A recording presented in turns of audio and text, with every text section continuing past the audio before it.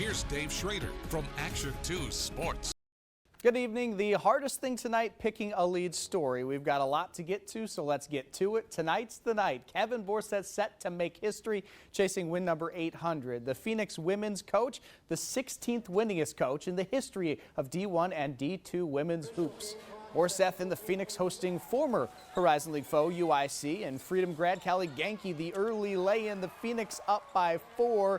But it's the Flames leading late in the half, and Borseth imploring his team to push it. Natalie McNeil just before the first half horn, and we are tied at 25-25 to the second half. Coach him up, more McNeil, this time with the jumper, puts GB in front by 4. But UIC not going away, they now lead. McNeil on the dribble drive, step through, Phoenix back in front. She led all scorers with 19. From there, Borseth's crew would relax a bit, pull away. Bailey Butler driving hard to the hoop and the harm for a 10-point lead. Borseth and the Phoenix get the win by 8 for number 800. 800 is a big number, obviously, and I've been so lucky over the course of time to have so much support from everyone. Players have been absolutely phenomenal. I've coached some great players over the course of time. I've got a great group again this time, and I've liked every team I've coached, and that's something that I don't know if people can say that, but they're like, I don't want to say extended family, but they're family, like daughters. You know, I love all those kids. Congrats. Well, for the second time in the week, the Bucks matching wits with Oshkosh North product Tyrese Halliburton. The All-Star pushed the Pacers past Milwaukee in the in-season tourney semis in Las Vegas. Tonight they tangle at Fiserv Forum and tangle apropos tonight. Getting freaky early, Giannis was just getting warmed up. His team was down 6, but after the pride of Oshkosh gets the dunk, Giannis shoulders him to the ground. Yikes. Check out the repeat peek. The Oshkosh North product did not like that. They hugged, but did they make up? Fourth quarter retribution. Giannis slung to the ground, and you don't want to get the two-time MVP fired up. He already scored 50 against the Pacers in the game earlier this year. Gets to 50 again with still 5.5 minutes to play. Bucks up 22, but the lead shrinks, and Giannis has to keep scoring. But was this necessary? They're up 14, and he puts an exclamation point on it. 64 points.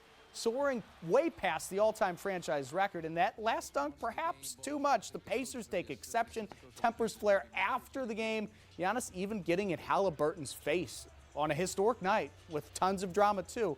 By the way, these two meet again twice in the next month, January 1st and January 3rd. Well, you want some good news? The Packers receivers are healthier than originally feared coming out of Monday night's loss at the Giants. While Christian Watson was joined on the receiver injury report by Dontavian Wicks and Jaden Reed. Reed insists he's fine.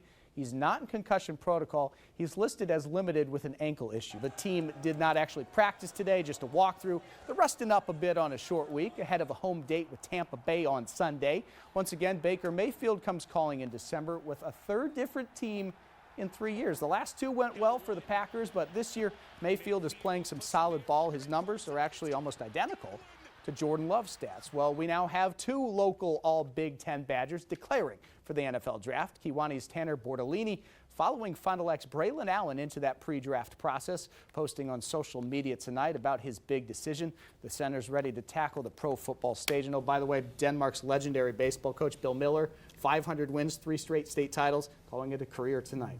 Besides that, nothing happened. Kind of a quiet night, huh? Yeah, I guess Typical so. Wednesday in December, right? Yeah, Bill and Cammie, beep, beep, beep. That's the sound of the Brewers backing into a division crown tonight, but who cares? Just because the clincher comes with an L today, that doesn't negate the 88 wins already that put the Crew in this spot. The magic number was 1 entering the night for a 4th straight day. 1 win or 1 Cubs loss would net Milwaukee that central title. Against St. Louis, the Crew got an early advantage thanks to Carlos Santana, so smooth in the 3rd. For the Cards would turn it around, and when Tommy Edman homers, that makes it 4-1 in the 5th. That would be a score that would hold up. And all night, the Cubs were holding a lead at Atlanta until the 8th. A 6-0 Chicago lead slipping away. An error right there to give up the lead. Seiya Suzuki says see ya to any Cubs dreams of a division championship, and that would start the party. Milwaukee going to the playoffs for a 5th time in 6 years, and it's a 3rd division crown in that span. You know, winning the division is always a goal at the beginning of the year. to do it, you know, almost regularly for the last 5 years is really meaningful. It means we're doing a good job all around, all the way from the top to the bottom. It feels like it's a job well done. They'll need a dryer. Well, the Brewers will be home for a best-of-3 wildcard mini-series next week. Games Tuesday, Wednesday, and then Thursday if needed. If the season ended now, the Crew would play their rival Cubs first. Well, tonight, Oshkosh North's Tyrese Halliburton is an NBA All-Star. Let that sink in. The kid we watched growing up is now one of the 24 best basketball players on the planet. The Pacers guard who leads the league in assists per game, getting the big nod tonight. The third-year pro also returning tonight after missing the last 10 games injured, but perhaps that absence helped state his case. Indiana lost 9 of its 10 games played without him. Halliburton leads them in scoring as well at 20.2 points per game. Tonight he scored 26 while handing out 12 assists in his return. Also this evening, a second Buck making the All-Star roster alongside Giannis. No, it's not Chris Middleton this time. It is Jrue Holiday. Holiday named an All-Star for the second time in his career. The only other time was 10 years ago.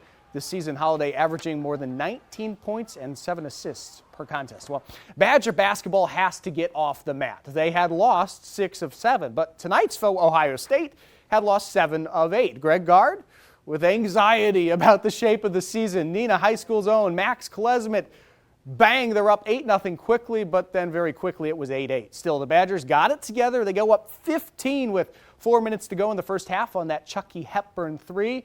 Ohio State Chris Holtman gets tossed before the half. Everything coming up roses for the road team.